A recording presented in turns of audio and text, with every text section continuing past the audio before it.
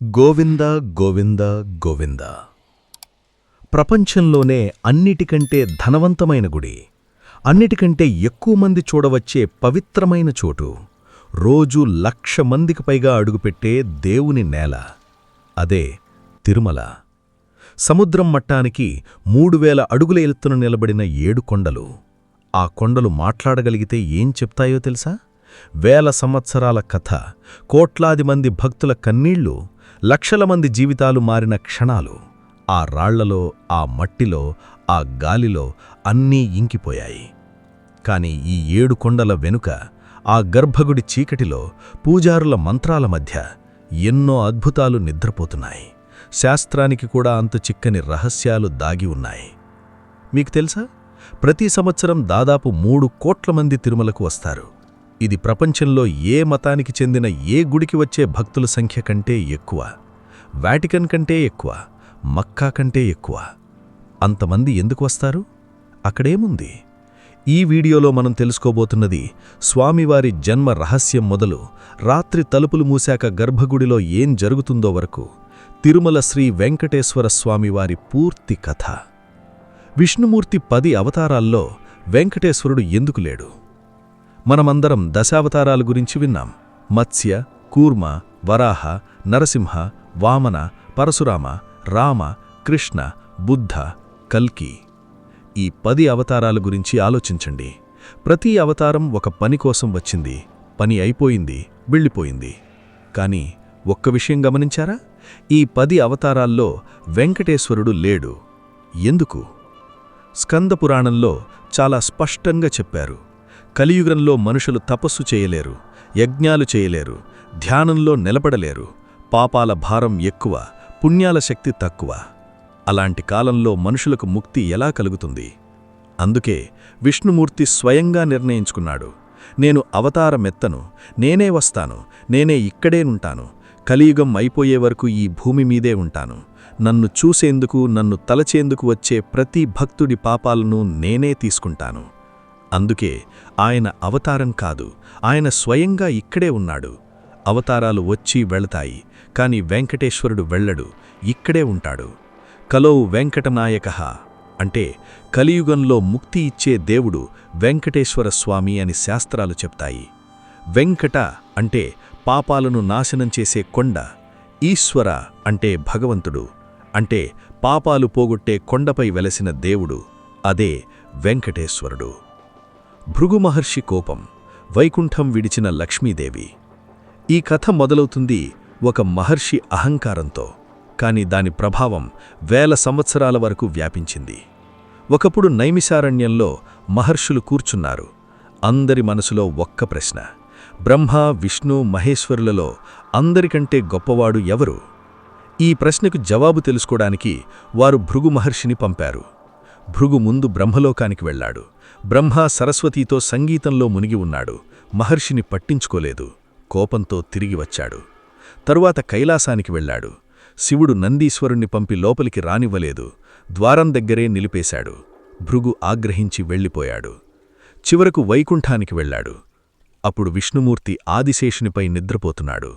లక్ష్మీదేవి స్వామి పాదాలను సేవిస్తోంది. భృగుమహర్షి పరీక్షించాలనుకుని నేరుగా వెళ్లి విష్ణుమూర్తి వక్షస్థలంపై తన కాలుతో తన్నాడు. విష్ణుమూర్తి మేల్కున్నాడు, కాని కోపగించుకోలేదు. నవ్వుతూ భృగుమహర్షి పాదాన్ని 2 చేతులతో పట్టుకుని అడిగాడు: మహర్షి, మీ పాదానికి నొప్పి కలిగిందా? నా వక్షస్థలం చాలా గట్టిగా ఉంది కదా? ఇది చూసి భృగుమహర్షి కరిగిపోయాడు. విష్ణుమూర్తే అందరికంటే గొప్పవాడు అని చెప్పి వెళ్ళిపోయాడు. కాని లక్ష్మీదేవికి ఇది భరించలేకపోయింది. నేను ఉన్న వక్షస్థలంపై ఒక మహర్షి కాలు మోపాడు.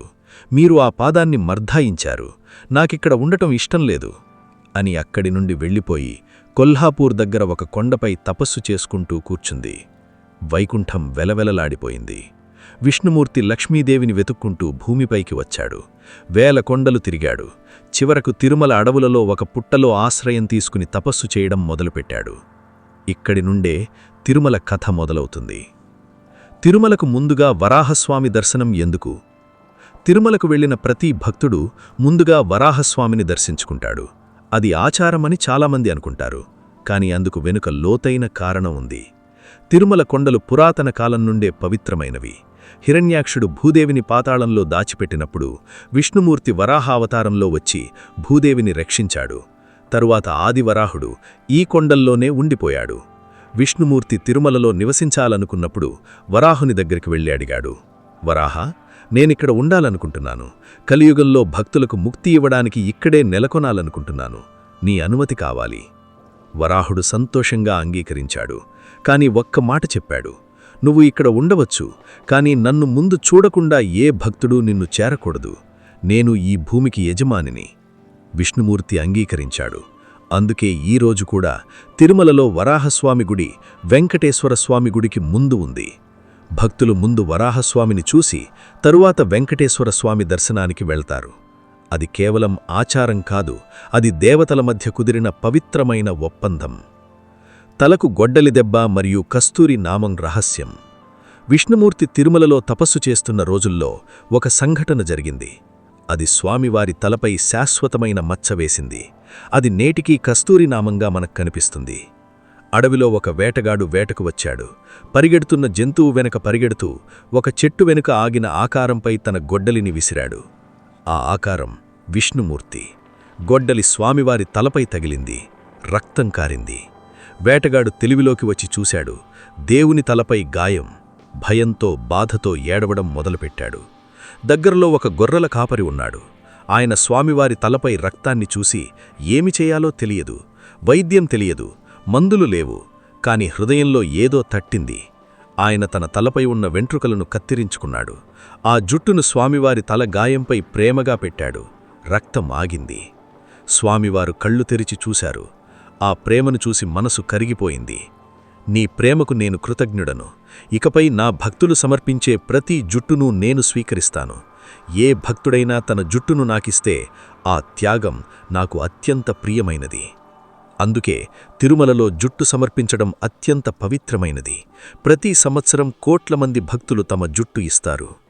ఆ గాయం మానిన తరువాత ఆ చోటు శాశ్వతంగా పూర్తిగా మానలేదు. అందుకే ప్రతిరోజు ఆ చోటుపై కస్తూరి నామం పెడతారు.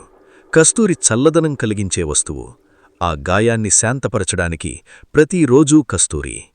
ఈ రహస్యం తెలిసిన తరువాత స్వామివారి నొజుపై ఆ నామం చూసినప్పుడు మీ మనసు కదలదా? పద్మావతీ కళ్యాణం, శ్రీదేవి భూదేవి అలివేలు మంగమ్మ కథ.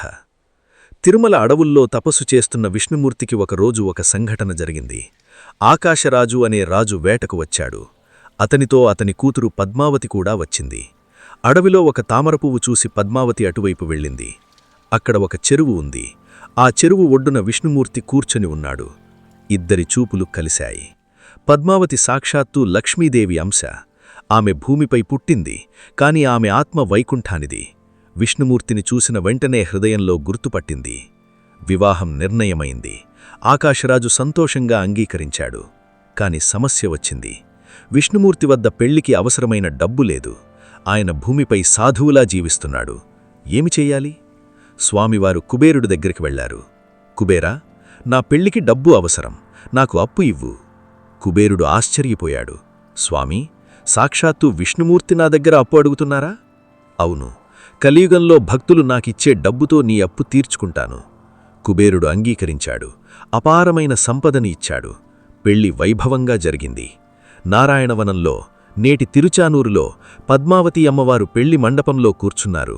విష్ణుమూర్తి వైభవంగా వచ్చారు. బ్రహ్మ పూజారిగా నిలబడ్డాడు. సకల దేవతలు సాక్షులుగా ఉన్నారు. ఆ పెళ్లి జరిగింది. ఇప్పుడిక్కడ ఒక ముఖ్యమైన విషయం అర్థం చేసుకోవాలి. శ్రీనివాసుడికి 3 భార్యలున్నారు. మొదటివారు శ్రీదేవి.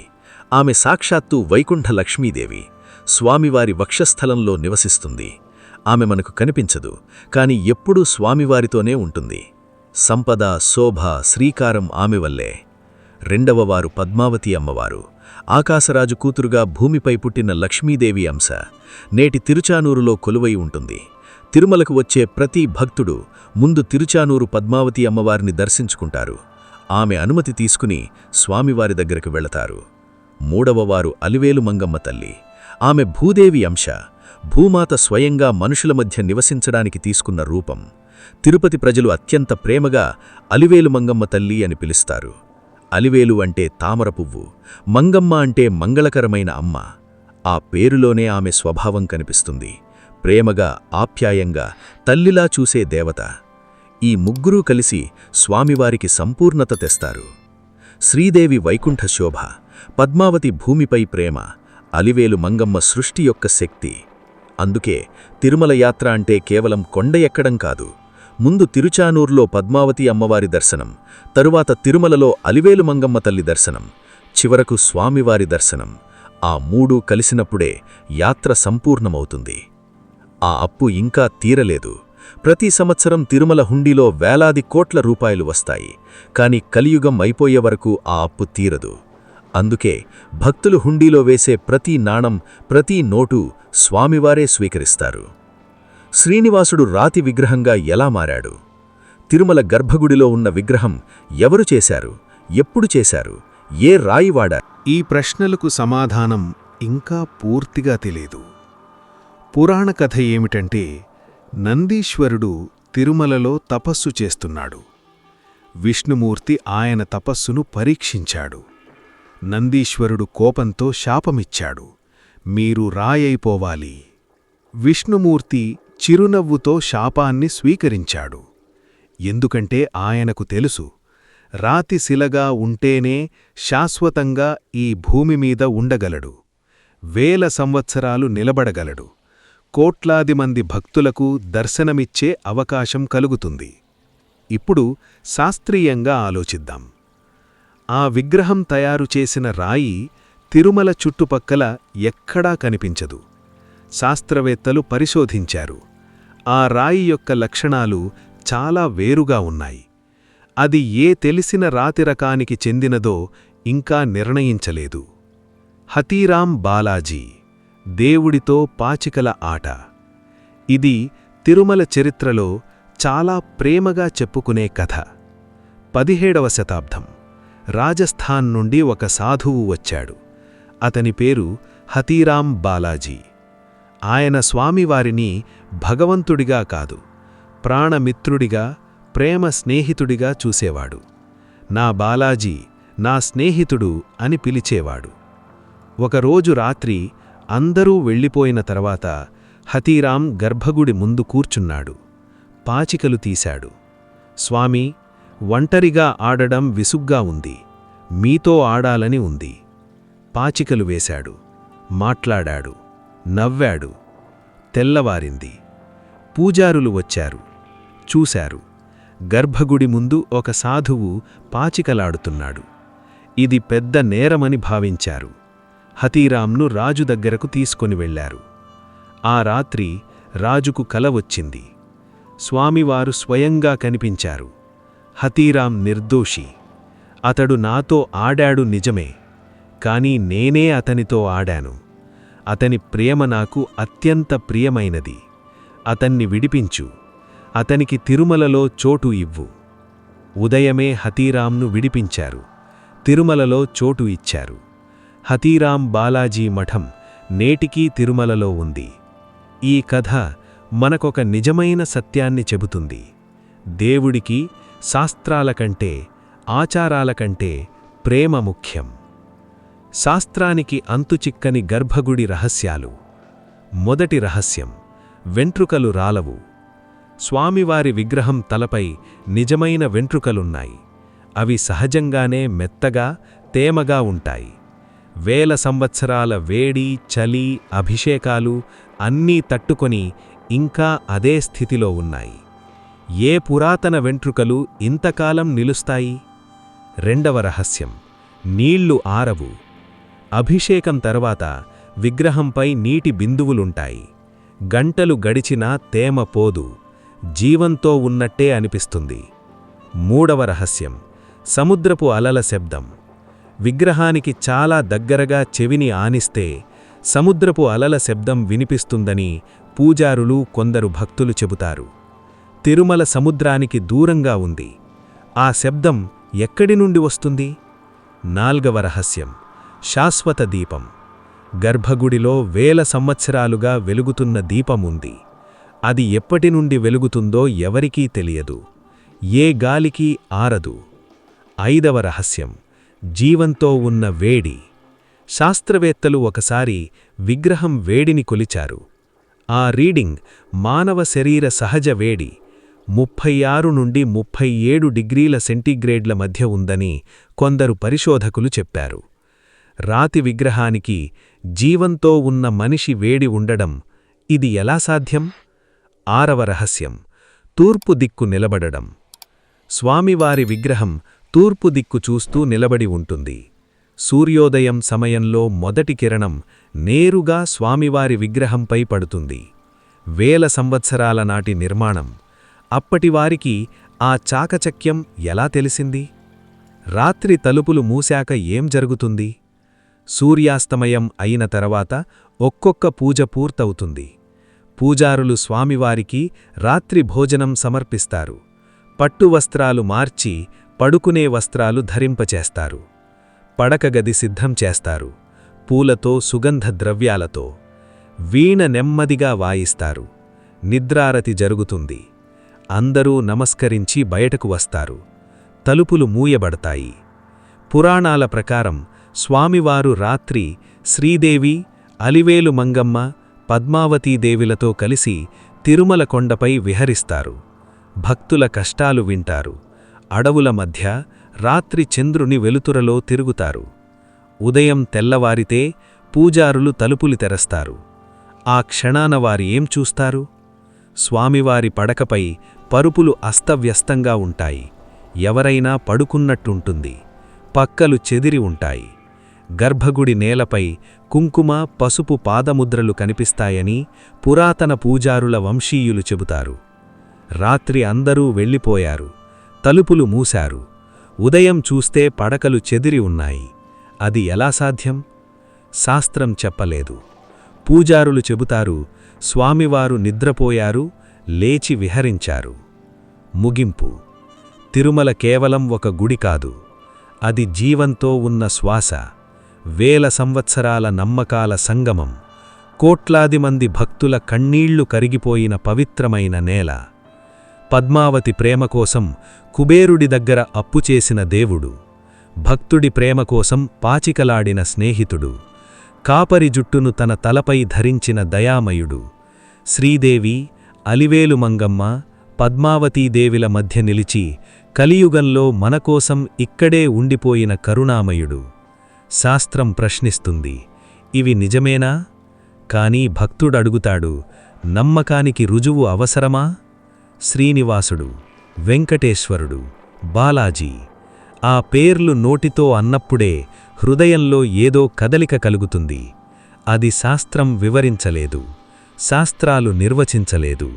అది అనుభవం. అదే తిరుమల. గోవిందా గోవిందా గోవిందా. నా భక్తులారా, వీడియో నచ్చితే ఒక లైక్ ఇవ్వండి. అది మాకు చాలా ప్రోత్సాహకరంగా ఉంటుంది. మీ అభిప్రాయాన్ని కమెంట్లలో తప్పకుండా చెప్పండి. మరిన్ని కథలు వినడానికి మన ఛానల్ను సబ్స్క్రైబ్ చేస్తే మీరు వాటిని మిస్ అవ్వరు. చూసినందుకు అందరికీ నా హృదయపూర్వక ధన్యవాదాలు.